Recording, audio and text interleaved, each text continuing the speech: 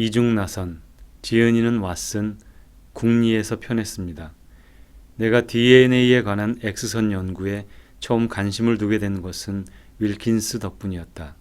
크릭을 알기 전인 1951년 봄, 살아있는 세포 내 고분자들의 구조에 관한 소규모 학술대회가 이탈리아의 나폴리에서 개최되었다. 당시 생화학을 연구하기 위해 박사후 연구과정으로 유럽을 다녀온 후 이미 나는 DNA에 상당히 몰두하던 터였다.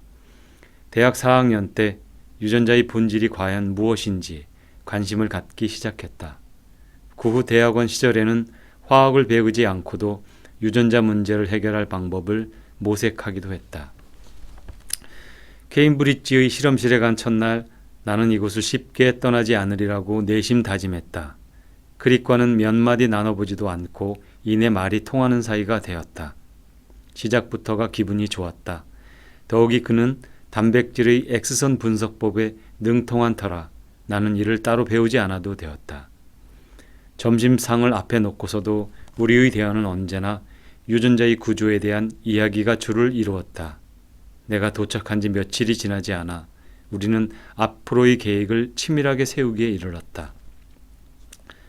아데닌에 붙어있는 구조식을 그리던 중 갑자기 내 머릿속에 중대한 아이디어가 떠올랐다.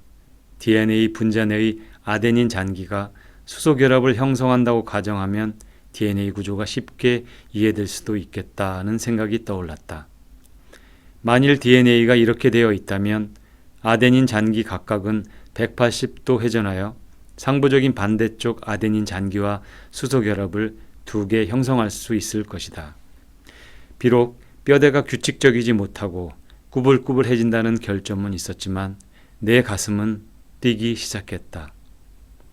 만일 DNA 구조가 이렇다면 이 발견은 획기적인 사건이 될 것이다. 동일한 염기를 가진 두 사슬이 서로 꼬여 DNA 분자를 구성하는 것이 우연한 일은 아닐 것이다.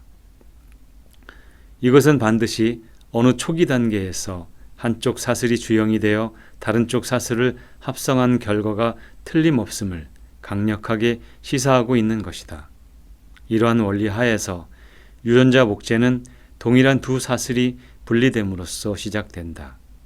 그러면 새로 생기는 두 가닥은 두 모체 주형에 따라 만들어지고 그렇게 되어서 원래 분자와 같게 되는 DNA 분자 둘이 형성되는 것이다. 따라서 유전자 목재의 근본적인 메커니즘은 한측 사슬의 염기는 상대방 사슬에서 그와 동일한 염기와 수소결합을 형성한다는 데 있는 것이다. 자정이 지난 시간이었지만 내 가슴은 기쁨으로 들떴다. 눈을 감았는데도 눈앞에서 빙글빙글 도는 아데닌 잔기쌍 때문에 2시간이 넘도록 정신이 말똥말똥했다.